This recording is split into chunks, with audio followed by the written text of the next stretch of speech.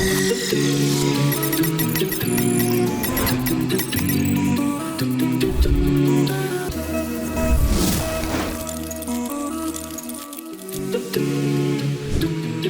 nderuar miq, përshëndetje, selam aleikum.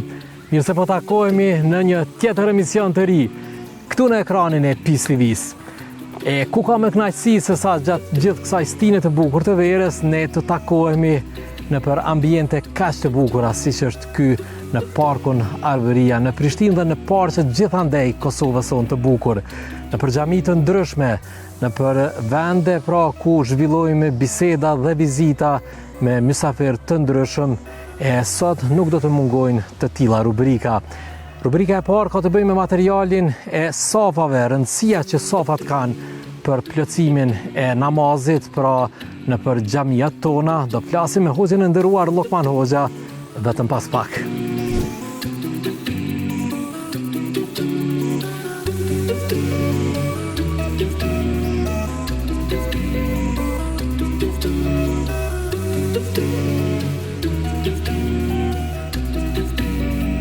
E pra të nderuar miq, pikërisht tani do zhvillojmë bisedën me hoxhin e nderuar Lokman Hoxha, me të cilin do diskutojmë pra atë që e paralajmërova pak më herët, për safat, rëndësinë që safat kanë për një namaz sa më të pranuar. Selam aleikum Hoxha. Aleikum selam, mirë se erdhen në xhami. Mirë se gjetëm, faleminderit që gjetët kohë për ndarë me neve qaste për diskutuar në lidhje me këtë temë, pra për rolin, për vlerën dhe peshën që kanë mbartin e vete safat. Pse kaq shumë i kushton rëndësi feja jonë islame, hoxhë, plotësimit safave, drejtimit tyre? Gjithsesi, temë shumë e rëndësishme, edhe pse e njohur sidomos për ata që falen, sepse në çdo xhami, në çdo namaz, gjëja e parë që rregullohen janë safat, që do të thonë janë rreshtat, e që dhe ne si shprehje përdorim safat, sepse tashmë veç është e njohur, por është për qëllim rreshtat, radhët, të cilat të organizojmë në mënyrë horizontale, jo rresht për dy sikur në shkollë kur kemi qenë, por do të thonë rreshta të gjerë, të cilat ndërtohen dhe rregullohen pas imamit. E që kjo vlen vetëm gjatë kohës kur namazi falet bashkarisht. Sepse në xhami njerëzit munden me u falë edhe individualisht dhe në këtë rast nuk kërkohet ndonjë rregullim i veçantë i safave.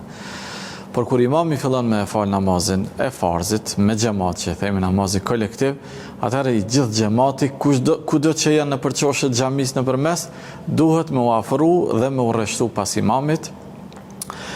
Dhe kjo për me tregu që ky namaz që bëhet në mënyrë kolektive ka disa rregulla, ka disa dispozita, e prej tyre nga më të rëndësishmet është edhe rregullimi i safave, sepse rregulli në çdo gjë është mirësi, është drejtësi, është korrektësi.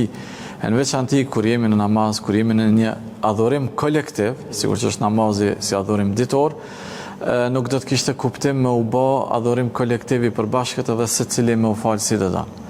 Ajo është koha vullnetare, mirë po koha obligative është që njerëzit të falen së bashku, të rreshtohen, sepse rreshti, afërsia me njëri tjetrit, drejtësia, përpikmëria e rregullimit të safit, që sigurisht edhe flasim tani, tregon unitetin, bashkësinë, dhe kjo gjithsesi është vlerë për besimtarët edhe për shoqërinë përgjithësi. Hoxhë, e dëgjojmë edhe në për vaktet e tjera kur falim namaz në për xhamia, por ndoshta me theksuar për masën e gjerë është gjatë faljes namazit xhumas. Pjesa dërmuese e xhallarëve do të thotë para se të lidhen, sigurisht se është kjo pjesa e kësaj fraze, pra plotësoni safat. Është çështje e kushtit pranimit namazit apo një rikujtim për xhamatin që t'i bëjnë ata safa pra sa më drejt dhe sa më rregull? Po. Sigurisht vetëm tema e safit është temë dhe kapitull në librat e fikut që tregon se ka rëndësi edhe peshë të veçanta dhe dispozita dhe rregulla. Si përmbyllje e kësaj, për fillim për me kuptu, rregullimi i safit nuk është pjesë përbërëse e namazit. Kështu që nuk është kusht i domosdoshëm dhe nëse dikush nuk e ka bërë safin si duhet, namazi është i prishur. Por siç ka thënë pejgamberi alayhis salatu wasalam, plotësoni safat sepse plotësimi i safave është prej plotësimit të namazit. Që nuk kupton se namazi është më i plot, në një transmetim është më i mirë, do të thonë më i pranuar, më i vlefshëm, kur safat janë të plot, kur safat janë të renditur në vizë të drejtë. Madje vërtetësinë e kësaj dhe peshën e kësaj e dëshmojnë shumë transmetime ku vetë i dërguari alayhis salatu wasalam në raste, përveç që ka qenë shumë e njohur me thënë këtë frazën që e përmend në fillim, drejtoni safat, plotësoni safat, afrohuni mes vete, mos leni zbrastira. Ndonjëherë edhe ka dalë vetë në rreshta, në safa, për t'i pa, madje i ka afru njerëzit, i ka afru krahërorët, i ka mbështet njerëzit që të vinë në saf në mënyrë të drejtë që namazet jetë sa më i plot. Në këtë rast namazi, domethënë, edhe me ndonjë saf jo të rregullt është i pranuar, por se ka mangësi sepse madje ka dhe kërcënime nga pejgamberi alayhis salatu wasallam ku i dërguari i Zotit ka thënë men wasala safan wasalahu Allah. Ai i cili e lidh një saf, Allahu i lidh raportet me të. Dhe ai që shkëput një saf, edhe Zoti i shkëput raportet me të, që tregon se nuk është e rregullt njerëzit edhe me mbajt safin e shtrembërt, por edhe me shkëput. Mund të jetë dikush ndoshta nga inati, nga urrejtja, nga çfarëdo arsye, nuk falet në saf me filanin, shkëputet mbrapa. Kjo gjë është shumë e urrejtur në fenë tonë. Përkundrazi, lidhja e safave, mbushja e zbrastirave është mbushje e një vendi të cilin po nuk e zuri besimtari, do ta zë shejtani. Pejgamberi sa më ka thënë, plotësoni safat, mos leni zbrastira, e të futet shejtani në mesin e juaj. Pra me një fjalë hoxhë, kjo më së miri tregon për unitetin e përgjithshëm të muslimanëve, pra thirrja për plotësim dhe për drejtim të safave, më shumë të e prek aspektin e unitetit, por edhe me gjasë edhe të barasisë, pra marr parasysh që feja jonë islame çdo musliman e trajton në mënyrë më të barabartë, qoftë ai me ngjyrë apo i bardhë, arab ose jo arab apo jo. Gjithsesi, pikërisht krejt uniteti i ummetit islam në krejt rrezullin toksor fillon nga safi dhe nga rreshti. Prandaj disa dietarë kanë thënë, si po flasim na për unitetin në botë kur akoma kemi mangësi në rregullimin e safave tonë, hala duhet më thon dikujt ec para, shtyju mbrapa, afro mes vete, ose dikush nëse ka një hapësirë nuk pranon me hy dikush tjetër. Pejgamberi sallallahu alajhi wasallam ka thënë linu bi aidi ikhwanikum, jeni të butë me vëllezërit tuaj, kur ka një hapësirë, ngushtohu pak, liroj vendin, por nuk kupton kjo atë anën tjetër ekstreme që disa patjetër duhen të jenë të ngjeshur derisa edhe frymarrja ngushtohet duke u fal. Jo, të falemi të radhitur, të renditur mirë, të barabartë në saf në vijë, të afruar me njëri tjetrin, por jo duke shkel këmbën njëri tjetrit, duke shtrëngu krahun njëri tjetrit, por të jemi të afërt me njëri tjetrin. Prandaj edhe ato citate që janë përshkruajtur se sahabët kanë qenë shumë të afërt njëri me tjetrin, në kupton afërsinë, jo edhe atë ngjeshjen fizike derisa domethënë të shtyhet me njëri tjetrin. Prandaj kjo tregon që përderisa ne kujdesemi në safat tonë, edhe i heqem ato barierat e racizmit, edhe të pozitave, sepse në saf jemi krejt barabartë, i pasuri me të varfërin, i bardhi me të ziun, shqiptari me jo shqiptarin, xhamiat janë për gjitha kombet, përderisa kanë besimin një. Kjo tregon që nga këto është një piknisje për një unitet gjithë kombëtar dhe gjithë fetar. Hoxhë, edhe një aspekt tjetër që na bie në sy, edhe ky sikur në kohë të tjera të namazit më shumë është i spikatur ndoshta në namaz xhumaje kur mirët parasysh që fluksi çdo herë është më i madh. Si vlerësohet kapërcimi i safa ose ardhja me vonezë në xhami, pastaj tentimi me shku në safat e parë? A duhet edhe këtu të ekzistojë një rregull që personat që futen të parë të zënë safat e para, sepse edhe pesha dhe vlera se vapit sigurisht që ju takon atyre? Po, ata që vinë të parët në xhami kanë meritat për me mrinë safin e parë gjithsesi. Dhe për këtë i dërguari i Zotit ka dhënë si harix, ka lavdëruar ata që vinë safin e parë, dhe ka shpërblime të shumta për ta, në veçanti ata që arrin afër imamit ose pas imamit. Por ja që ndoshta nga padia, nga neglizhenca, ndoshta gjejmë njerëz të cilët vinë xhami me kohë më herët, por ja që ulen mbrapa, mbështeten te muri, mbështeten në shtylla dhe lajnë hapësirë. Normalisht ai që vjen më vonë, kur e sheh një hapësirë, dhe sidomos i inkurajuar që të nxitojmë te safi i parë, nxit, por kjo nuk është është në rregull. Nuk është në rregull t'i kaloj safat e njerëzve, t'i kaloj kokat e njerëzve, ta shtyj dikën, ta shkel dikën, por ajo mund të bëhet kur ngritemi një këmbë dhe fillon farzi më u fal, atëherë njerëzit natyrshëm i plotësojnë safat. Përderisa akoma s'ka fillu safi, nuk është edukative njeriu me përveç tash poezojmë, ndoshta është shumë sikur të ne hapësira e vogël, njerëzit mbesin jashtë, mos ko shiu, ko dielli besa. Edhe njerëzit detyrohen me i bë, por më mirë kishte me qenë e këshilla që njerëzit me i afru safat. Bile Hoxha kishte me lujt një rol të mirë, kur shef që është grumbullu të dera njerëz, ju thon njerëzve plotësoni safat, afroni mes njerëzve, mes vete edhe leni hapësirë të tjerëve, që mos më u detyru dikush prej fundit derës me dalë atje në safin e parë. Sigurisht. Hoxhë, viteve të fundit, nga pas lufta e kënej sigurisht, vrejmë një fluks të madh, një sensibilizim i rinisur mbar shqiptare, pra një fetarizim i theksuar i rinis, pasurinë më të çmuar që kemi ne si këmbë. Cila është porosia juaj e fund në përmbyllje të kësaj intervistës, me theks të veçantë për këta të rinj që thash përbëjnë lajm të mirë që nga dita në ditë vrejmë fluks numër më të madh që i frekuentojnë xhamit në raport me plotësimin dhe drejtimin e safa, pra me këtë temë që diskutuam, një mesazh i fundit për ta. Gjithsesi, gjëja e parë është me u njoftu me vlerën edhe rëndësinë që ka safi, rreshti, sidomos ata që janë safat e parë, me insistu me kalu në safat e parë, gjithsesi me kuptu që kjo vlerë nuk nënkupton që çdo kush me dal pas imamit, është një rregull tjetër që thot pejgamberi sallallahu alajhi wasallam, li elini ahlul ahlami wan nuha, le të vinë pas meje, le të rreshton pas meje njerëzit e ditur edhe të pjekur.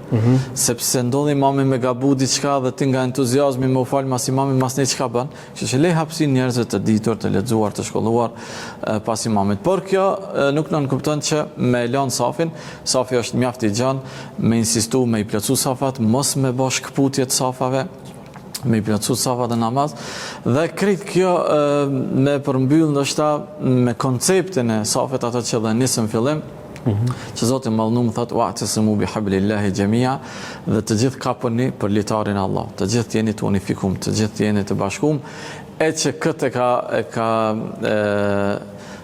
ilustru i dërgumi Zotit në hadithin, ku i tregon besimtarët të cilët janë kel bunjanil marsus, sikurse ajo kalaja, fortifikata e ngjeshur, e radhitur, ku nuk depërton asnjë frym, asnjë diçka e dëmshme për ata që janë brenda, e sa më të fortifikuar, sa më të qëndruar, madje domethënë se ka shumë që flitet për safin, edhe në betejë edhe në lufta, besimtarët kanë qenë porositur të falen në rreshta, në safa, por me një radhitje më të veçantë. Një pjesë falen, një pjesë bëjnë roje, që tregon se safi ka rëndësi shumë të madhe në fe, dhe sa më të kujdesshëm që jemi në rregullimin e safave, ajo kulturë na ndihmon me qenë të përpikt edhe në jetën tonë, edhe me lejen e Zotit me u afru ka unifikimi dhe uniteti i besimtarëve në përgjithësi. Hoxhë, falenderoj shumë për këta minuta që ndat me neve. Gjithsesi ishte kënaqësi edhe për mua, shpresojmë që shikuesit ndahen të kënaqur me këtë bashkëbisedë. Faleminderit shumë. Zoti mirë. Të nderuar miq, pra kjo ishte intervista që sapo ndoqët me Hoxhën e nderuar Llokman Hoxha, me të cilin diskutuam për safat dhe peshën që ata kanë për përditshmërinë tonë, për namazet tona dhe shumë çka tjetër. Përkaq pas kësaj rubrike, tani është koha të kalojmë tek intervista qendrore.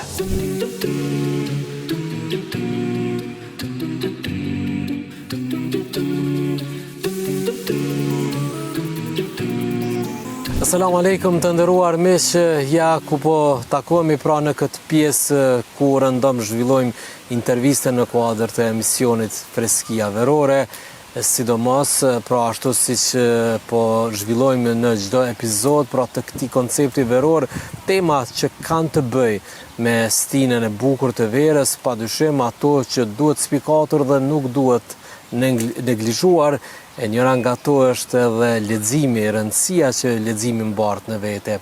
Dhe pikërisht për të trajtuar këtë temë kam nderin që mysafir të ftuar në këtë ambient të bukur ta kem profesorin e medreses Jeton Koçinaj.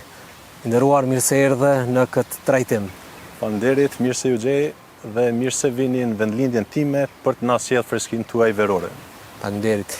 të flasësh për leximin, për vlerën e leximit, rëndësinë e leximit, si kulturë dhe si koncept, kemi shumë çka për të thënë.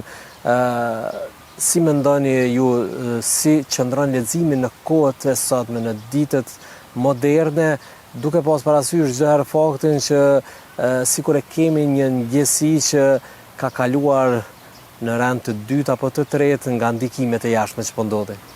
Nëse po mendoj kështu si përshtypje timen personale, normalisht edhe duke u shoqëruar, duke lexuar, duke shfletuar studime të ndryshme, le të themi, mendoj që ndoshta në shekujt e fundit leximi është në nivelin më të ulët të mundshëm nëse e krahasojmë me shekujt paraprak. Le ta themi kur është masivizuar leximi ndoshta në këta 3-4 shekujt e fundit, mendoj që në kohën që ne po jetojmë për shkak të rrethonave, bumit teknologjik e kështu me radhë, edhe mjeteve të ndryshme për ta kaluar kohën njerëzit, për t'u argëtuar, për t'u zbavitur, normalisht që mendoj që për momentin leximi është në nivelin jo të dëshiruar. Gjatë kohës kur ne dhe gjeneratat e kaluara kanë qenë në periudha studimi, çdo herë na është thënë pra nga arsimtarët, profesorët, që e keni këtë apo atë ta lexoni gjatë periudhës së pushimeve, sepse sikur kanë dashur që ne mos të shputemi nga kjo kulturë, nga kjo praktikë, por pse të rinjët, pse fëmijët sikur e kanë një prirje që gjatë stinës së verës ta konvertojnë vetëm në stinë pushimi atë. Po, pikërisht. Nëse në kohën tonë ai detyrimi për të lexuar lektyra gjatë verës ose gjatë cili do pushim që mund të kemi pasur, ka qenë shumë i mirëpritur, tashmë ne edhe në cilësinë e mësimdhënësit i porositim vazhdimisht nxënësit tanë që të lexojnë, mirë po rezultatet pastaj për fat keq nuk janë ato që do të dëshironim natyrisht. Po normalisht, për të qenë realist në kohën që ne po jetojmë, sigurisht që edhe pritje duhet të jenë në përputhje me rrethonat që ne gjendemi tash. Nëse më herët, pra në kohën tonë ose edhe para saj, leximi edhe është parë si zbavitje, si një mënyrë e mirë për ta quar kohën duke u kënaqur, tashmë të rit ose në përgjithësi njerëzit natyrisht që po kanë mjete të tjera se si ta kalojnë kohën, normalisht jo në cilësinë si çdo të ishte duke lexuar, mirë po një kënaqësi e shpejtë e aty për atyshme, edhe natyrisht që ajo pastaj po i bën për vete edhe i mashtron.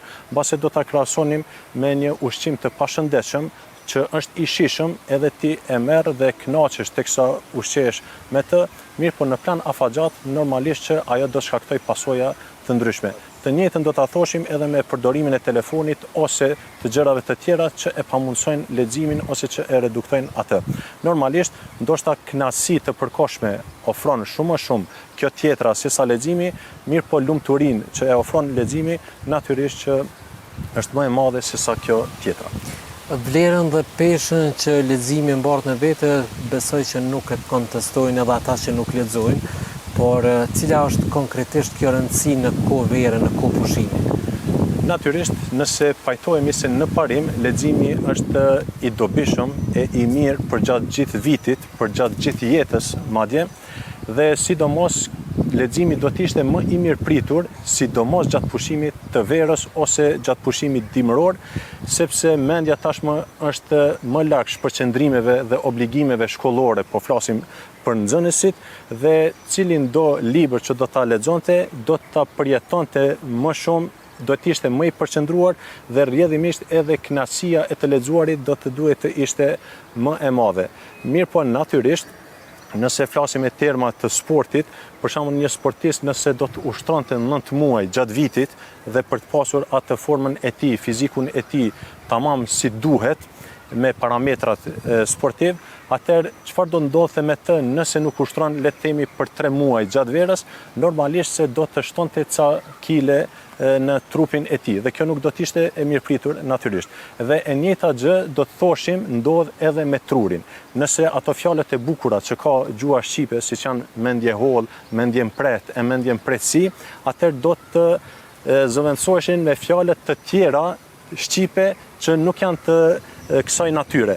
Mendje trash e tru trash. Një sikurse një trup gjithnjë sipas këndvështrimit shkencor po flasim, nuk do të ishte i mirëpritur po të kishte kile të tepërta, e njëjta ndodh edhe me trurin, tashmë figurativisht nëse shprehemi, do të shtonte kile dhe do të bëj tru trash ose mendje trash ai që nuk e kultivon të lexuarit për ta mprehur qysh e krijuam ne si popull në gjuhën shqipe fjalën mendje mpreth, le ta themi kësaj. Leximin si koncept mund ta konsiderojmë më shumë vetëdijsim apo shprehi, apo dyja bashkë? Nëse për një fëmijë themi i respekton apo ka frikë nga prindrit, mbase nëse një fëmijë nuk ka respekt për prindrit e tij që në vegjëli, ndoshta është mirë që të shoqërohet nga pak me frikë edhe që ta kishim këtë fjalën kompozitën në gjuhën shqipe, frikë respektin. Dhe pastaj me kalimin e kohës, duke u rritur fëmia, nuk ka nevojë që ta ketë frikën tashmë prej prindit të tij, sepse prindi do të ishte më i afërt i personit që do t'i ndihmonte për gjatë rrugtimit të tij jetësor. Dhe të njëjtën do ta thoshim, nëse në fillim do të lexonim sa për të krijuar shprehi, pastaj kjo edhe le të bëhet një shprehi, një varësi pozitive e që as pak nuk do të ishte gjë e keqe, përkundrazi jashtëzakonisht e mirëpritur. Pra nga vetdia në shprehi ose edhe nga shprehia në vetdije, cila nga këto do të ishte e mirëpritur. Por për ta kuptuar thelbin e kësaj, ndoshta moshat e reja, fëmijët sikur e kanë problem pra të deshifrojnë një përshkrim të tillë, e në këtë rast barra padyshim se bie tek prindrit e tyre. Sa duhet të bërë prindrit në motivimin e fëmijëve që leximin ta konsiderojnë si vlerë dhe si gjë të pandashme nga ta? Në përgjithësi njerëzit janë qenie të ndikueshme ose edhe imituese nga ato që ndikohen nga rrethonat rrethin në cilin jetojnë. Sidomos kjo vlen pastaj për fëmijët. Nëse fëmijët na shohin ne prindërve duke mbajtur vazhdimisht telefonat në duar, pashmangshëm, rrjedhimisht edhe ata shumë natyrshëm dhe vetvetishëm do të kalojnë në përdorimin e telefonave edhe do ta kishin si gjë të mirë, qoftë duke imituar fillimisht të rriturit e pastaj edhe duke gjetur kënaqësinë në të.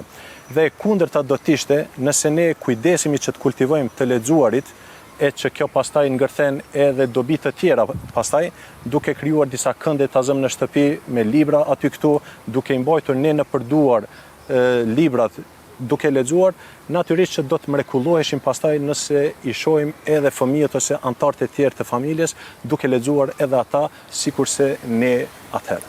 Pra motivimi më praktik i dur dhe adekuat në këtë aspekt i bie që fillimisht prindit lexoj e mos t'i thot fëmijët lexoj, ai mos lexoj. Po, fëmia, siç thuhet edhe mbase në psikologji, fëmia më shumë vepron atë që sheh sesa atë që dëgjon tek i thuhet. Prandaj nëse te prindrit ose në rrethin ku po rritet sheh shëmbulltyrën duke lexuar, natyrisht që pashmangshëm po them, edhe ai do ta ketë në ndërdije edhe pastaj kjo për të bërë vetdije e tij për të lexuar. Sepse konsideroj që nuk ka shembull më të mirë nga kjo që sapo thatë i nderuar që tek ky imitimi apo tek ky praktikimi kur fëmijë bën raport me prindërin e tij, sikur shembulli më përshkrues i kësaj rrethone është falja e namazit kur dy prindrit apo njëri prind e bën në një ambient shtëpie, të gjithë fëmijët janë kurreshtarë të imitojnë prindrit, pra edhe falja në vetvete sikur trashëgohet nga ana e prindërve. Po. Dhe për te trashëgimis pastaj në aspektin fetar, normalisht që me rritën e tij ai duhet ta ketë edhe pastaj vetdijen e atyre lëvizjeve që bën. Nëse një fëmijë 2 vjeçar nuk di të lexoj, mirë po thjesht e imiton prindin e tij kinse merr një libër, edhe pastaj ndoshta ai as nuk di të flas, edhe pastaj bën kinse po lexon me zë, një që mund ta ketë dëgjuar prindin duke lexuar Kur'an e kështu me radhë, ose atë që po thua duke u falur. Mirë po, normalisht kjo do të ishte shembulli më i mirë dhe më i lartë që do duhet ta bënim. Dhe nëse ke vënë re fëmijët e prindërve falen ashtu sikurse prindërit e tyre. Nëse një prind falet shumë shpejt, do shohësh edhe fëmijën me automatizëm falet sikurse i ati. Dhe nëse një baba është i përqendruar në namazin e tij, në lëvizjet e tij në namaz, është falet me përkushtim, e sheh që edhe fëmia ndonse pa vetdije falet në po atë mënyrë. Prandaj po thosha, fëmijët sidomos janë imitues të mirë të prindërve të tyre. Prandaj në vend të telefonit në duar, le të kemi librat në duar që le të na imitojnë kësaj mbase do t'ishte kënaqësi më e madhe nëse shohim një skenë të këtillë fëmijën me libra në duar, sesa e kundërta që normalisht edhe pasojat të tjera që ngërten pastaj përdorimi i telefonit, sidomos për moshën e tyre të njohur. Dhe nga kjo kuptojmë edhe me thellë një aspekt të cilën çdo prind thuajse e neglizhon, sepse çështjen e përgjegjësisë, sikur ne konceptojmë vetëm në orarin tonë të punës, dhe pasi të përfundojmë orarin punës dhe procesit derisa të vim në shtëpi tona, në familje tona, dhe të futemi në shtëpi tona, sikur ne zhveshemi nga përgjegjësia. Dhe këtu mendoj se gabojmë të gjithë duke menduar se zhveshemi nga përgjegjësia dhe nuk i bëjmë gjërat që duhet të bërë, sepse kemi trashëgimtar në ato ambiente ku ata çdo sekond, çdo lëvizje analizojnë dhe vlerësojnë se çfarë bëjmë ne. Dhe për te kësaj, puna më kryesore, le ta themi kësaj, fillon me përfundimin e punës në të vërtetë. Aty ngritet përgjegjësia. Fëmia, kur ti e ke mbaruar punën, pra kur je në shtëpi, ai atëherë fillon të shoh ty, të të skenoj në mënyrën e tij, edhe pastaj të përvetsoj shprehit qoftë të mira, qoftë të këqija prej babait të tij. Sidomos para fëmijëve duhet të jemi të kujdesshëm në shumë drejtime ose edhe në shprehit që ne po kultivojmë tek ata, qoftë nëpërmjet leximit, mënyrës se si flasemi, si sillemi, e gjëra të tjera të këtilla. Ndërsa në rrafshin konkret, në rrafshin praktik, si ndikon leximi pra në formësimin tonë si individ, në aspektin intelektual, në atë gjysor dhe në përgjithësi në shprehjet tona? Po në aspektin gjysor, që për te pasurimit të fjalorit, që do ta thoshim nga forma e leximit, për te pasurimit të fjalorit, për te rrjedhshmërisë në të folur, ajo që është më e kërkuar ose atë që e krijon sidomos të lexuarit, të nxënët në përgjithësi të mësuarit, është mendimi kritik që kultivon të lexuarit të një person i caktuar. Dhe normalisht pastaj edhe të menduarit analitik që lidhet pak a shumë me këtë. Dhe për një person që ka të zhvilluar mendimin kritik e që mendoj që më së miri do të kultivohej përmes të lexuarit, atëherë për atë person nuk do të kishim frikë fare çfarë do që ai lexon ose me çfarë do që përballet në jetën e tij të përditshme. Për të mos e keq kuptuar mendimin kritik vetëm në aspektin negativ, pra diçka që ai lexon, diçka që ai dëgjon, diçka që diskuton me dikë, ai thjesht do ta filtroj me paranjohuritë e tij që ka, se thjesht kjo që po dëgjon, kjo që po lexon, a përputhet me ato që di, a përputhet me ato që janë në të vërtetë gjëra reale, apo jo. Dhe prandaj edhe të shkollat skandinave që shihen si shkollat më prestigjioze sot, e kanë pikërisht theksin, fokusin në aspektin e kultivimit të mendimit kritik. Dhe do thoshim është një sikurse ai maratonisti që tashmë nuk ka problem me distancat e shkurtra, mirë po edhe në distancat të gjata e ka atë përgatitjen e tij fizike për të vrapuar. Një person që lexon, me cilin do që ne do ta vendosim për diskutuar tema të ndryshme, nuk ka frikë për atë person se mund të lajthit apo kësaj, po aq sa mund të kishim frikë për një maratonist, është i suksesshëm në shtigje të shkurtra për ta përshkruar me cilën do shpejtësi qoftë ajo. Gjersa një vit i zakonshëm kalendarik i ngërthen vete 52 javë. Ne në vendin tonë vetëm një javë dëgjojmë se kemi panajirit librit dhe pikërisht vetëm atë javë diskutohet më së shumti rëndësia e leximit të librit dhe libri në vetvete pra si institucion ta quaj ashtu. Pse kaq pak i nderuar flasim për librin, pra në një vit të tërë vetëm një javë e spikasim si temë, sepse kemi për shembull media portale që thuajse vetëm në atë periudhë trajtojnë si problematik. Madje unë do të isha i lumtur për te kësaj për të mos tingëlluar si skeptik, nëse të paktën në atë javë përqendrimi i popullit i bashkëvendësve tanë është në të vërtetë në librin. Mirë po, dikush nëse nuk ka ndonjë imponim për t'u informuar se është panajiri i librit, madje edhe kjo periudhë kalohet në heshtje dhe mund të përfundoj java e leximit, le ta themi, panajirit të librit, pa u vënë re fare. Madje, për fat keq, si vjet, panajiri i librit pat jo vetëm më pak vizitor, mirë po dhe shtëpi botuese pjesëmarrëse shumë më pak krahasuar me vitet paraprake. Dhe kjo do të ishte një tregues më së miri për gjendjen e leximit në cilën ne po kalojmë. a thua po të kishte leverdi ekonomike që ajo shtëpi botuese, a do të tërhiqej? Natyrisht që jo. Prandaj është një tregues real i gjendjes në cilën ne po kalojmë. Dhe normalisht mediat pastaj janë të përqendruara në atë që u sjell përfitime qoftë dhe materiale dhe jo në atë që do duhet të diktonin për shikuesit e tyre për të përqendruar, për të drejtuar drejt leximit shikuesit e tyre. Nderuar, të falenderoj shumë për këta minuta që ndat me neve për të trajtuar këtë aspekt kaq me peshë dhe të rëndësishëm për mbar shoqërinë tonë.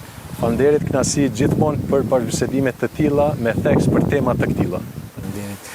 Miq të nderuar, sapo ndoqët intervistën me profesorin e nderuar të medresesë këtu në Prizren, jeton Koqinaj, me të cilin diskutuam gjëra gjatë për çështjen e leximit, për atë çka leximi në fakt mbart në vete, sidomos në këtë periudhë të bukur vere që po kalojmë.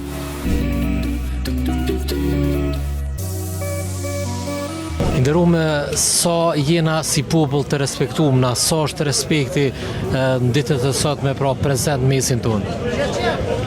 Respekti o burë gjithokon të popullit shqiptar, gjithokon i mirë. Po e ndro do partije do adhen kanë këtë shpërdor, mas pari shtetin e kanë këtë shpërdor. Janë paka së gjenë. Çka do të me bëna me rujt këtë vlerë për respektin? Do të me rujt se gjitha kemi rujt edhe do të me rujt, do të me kaldu të rive, me ju kaldu të rive me anë që do të me pasë respektin. Çdo herë populli shqiptar e ka pasë respektin, bëhet më të mire. Nderuam, si është respekti në ditët e sotme të na si shoqëri kosovare? Valla pak ka respekt. Ka hup respekt. U zbesi vlerë? U zbesi vlerë respekti. Ku qëndron problemi? A mendon se nuk kemi punuar sa duhet me gjeneratat e reja? Po tash rinia sot me çdo teknologjitë, me çdo internetat, me çdo sane e ka hup pak respektin, e ka hup pak kulturën. Pa e vallohi po, është në respekt. Nuk humbë respekti, ja? Unë e pesho për veti që po më respektojnë. Ka po shkoj po më respektojnë gjeneratat e reja, faleminderit për tyre shumë, se po ka respektin, ka. Në plesën tëna. Po në respektojnë, faleminderit për gjithë.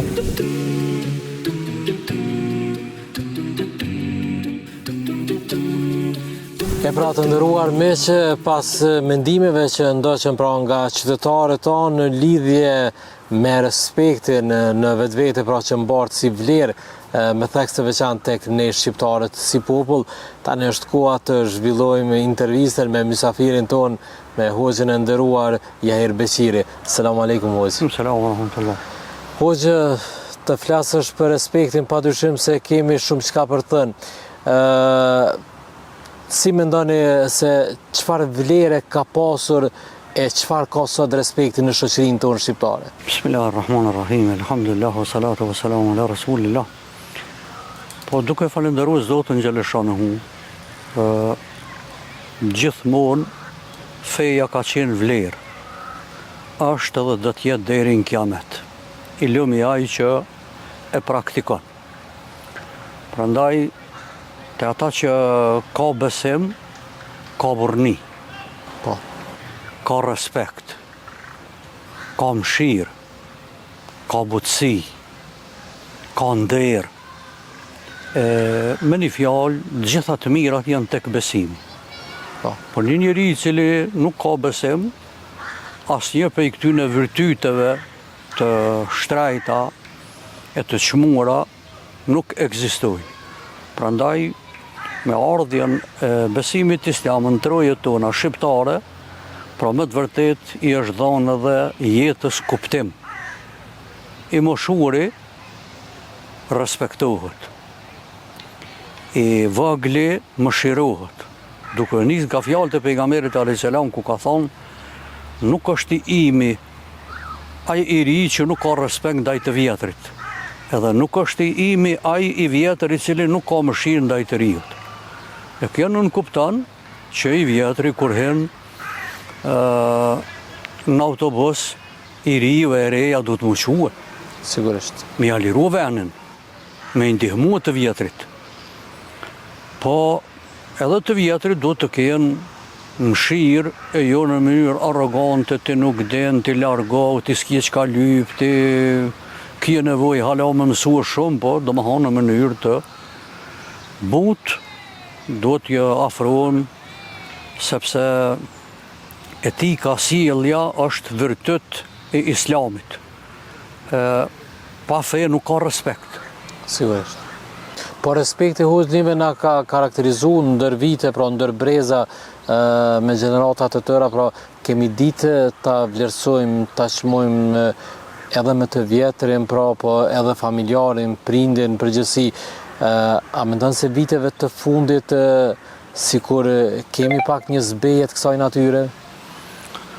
Po mund të ndodhë vende, dikun është respekti, nivelin e duhur, dikun ndoshta ka fillu të zbehet, mirë po edhe një herë po thamë, ata që praktikojnë besimin, fejen, ka respekt. Për shembull, vinë bijat, nungset, po. Të gjitha, për shembull, ka 4 vllazë, 5 vllazë, 6 vllazë, 7 vllazë janë, i thojnë hall. Edhe ja ushtrojnë venin, ju qisin kafën më mëngjes, qohën në kom kur hinë për shkak të respektit që kanë ndaj burrave ty në radhë të parë, dhe ndaj motrave të burrave. Bijat ende, do më thonë, nderohen edhe respektohen me të madhe tek ne populli ju. Po. Kush ka fe. Po edhe agja, shumë kush, pse i ka vdek baba, e konsideron, thët këta kam gjithë qka. E konsideron agjën si ven babe. Po, edhe mua ashtu është, jena të porositun, pe pejgamberit a.s. që agjës i vjen era babë. Po gjithashtu tezja, respektohet shumë, se pejgamberi a.s. ka thonë kur vdes nana, tezës i vije era non. Kështu që respektohet i moshuari, unë mund të thamë që duke i falenderu pra fesë islame, ende në trojet të tona ka respekt edhe ka marifet. Po. Por hoxhë, këtë periudën moderne të pas luftës, shkputja e lidhjeve farefisnore, a mendon se ka ndiku direkt edhe në këtë zbejet besimit, në këtë zbejet kësaj vlere, pra për cilën po flasim, pra respektin, apo do të punoj më shumë të ngjallim këto lidhje farefisnore që edhe respekti të jetë ai që ka qenë?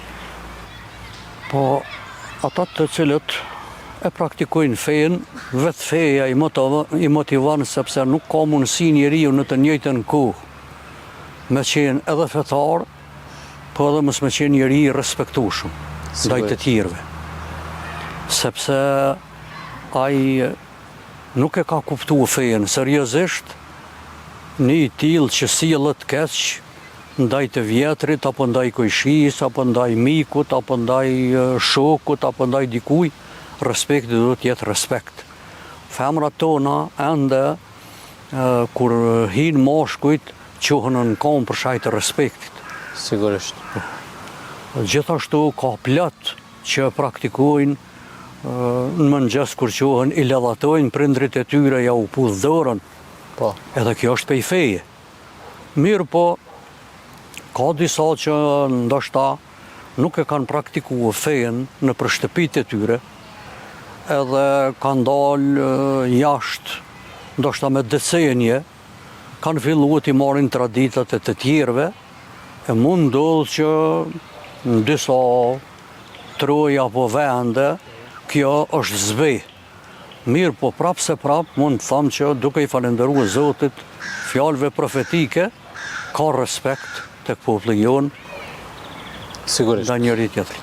Hoxhë, si e shihni rolin e dy prindërve, do të thotë raportin e tyre ndërmjet veti, pra respektin e ndërsjellë që më pastaj fëmijët e tyre ta shohin atë vlera, atë virtut, e kësaj pra të mbahet gjallë kjo brenda familjeve e pastaj të shpërndahet edhe jashtë shtëpive. Kjo është shumë e rëndësishme, sepse po të jenë marrëdhëniet shkëlqyra apo të shëndosha mes bashkëshortëve, padyshim që edhe fëmia kanë me qenë ata të cilët e vazhdojnë dhe kanë marrë këtë shkollim prej dy prindërve të tyre dhe nuk kanë me pas të lashe dhe probleme. Mirë po, nuk është jetë ajo kur jo vetëm ditën, po ndoshta edhe qaste nuk kalojnë pa u grind burri me burr. Do më thonë gruaja me burr grindet ata fëmijë janë të prirë, ma vonë për zonka, janë të prirë për mos respekt. Prandaj nata e martesës më shumë është një natë e dialogut që duhet të qesin gjërat në binar dy bashkëshortët se sa natë e dashurisë. Po. Do të mi kuptuar rolin e vetë secili. Bashkëshorti do t'i thëtë nusës atë natë. Unë e ty të kam nuse, të kam grue, po nuk të kam babë. Nuk të kam nonë, nuk të kam vlla, nuk të kam motër. Prandaj t'lutna, nëse do mi pas në jetë të përbashkët, në jetë të lumtur, në jetë të gëzueshme, në jetë me pas harmoni dhe gëzime gjithmonë, pra nëse i respektoj ti të mitë, gjithsesi edhe unë ti respektoj tut, edhe feja neve na urdhon të ke funit se hajde xhelozia çka po di shembull bëj mirë, po feja na urdhon që të kemi respekt ndaj njëri tjetrit. Dhe pasojë e këtyne që i shohim, i dëgjojmë në për mjetet e informimit për dhunë të rive, trejave dhe sjelljet jo islame, është pasojë e marrëdhënieve të këqija të prindërve që faktikisht nuk ka islam në për disa shtëpi. Sigurisht. Se tek e fundit i bie që nuk e ka kuptuar drejt konceptin që gruaja është amanet. Po dyshim. Hoxhë, krejt në fund, cila është porosia juaj për mbar popullin tonë që ta mbajmë gjallë këtë vlerë të respektit që kemi pas, ta ushqejmë dhe ta trashëgojmë brez pas brezi? Po sa do njerëzit që mundohen të përfitojnë për kulturave të huaja, nuk ka rrugë tjetër të vërtet për të dy jetrat shpëtim se sa mu ka për feje. Ai që ka për feje, në feje, janë të gjitha, prandaj unë i ftoj bashkëmbasit e mi, kudo që janë për botë, pa muslimanët që t'i kthehen burimit, t'i kthehen fjalës Zotit, t'i kthehen fjalës pejgamberit alayhi salatu wasalam, për me pas jeta kuptim. Edhe për me pas respekt ndaj njëri tjetrit, sepse nuk jetohet pa respekt, nuk jetohet pa harmoni, nuk jetohet pa dashuri. E respekti e bje harmoni, respekti e bje dashuri. Po pra. Hoxhë, ndërrum të falenderoj shumë për këtë muhabet kaq të ngrohtë dhe miqësor. Faleminderit për ftesën. Të nderuar miq, kishim hoxhën e nderuar Jair Beqirin, me të cilën diskutuam në lidhje me vlerën e respektit që ka pra në shoqërinë tonë. Me që rast pra këtu i bie që tjetë edhe fundi emisionit për ditën e sotme, pra ne do të shihemi sërish në emisionin tonë të radhës. Deri atëherë, Asalamu alaikum.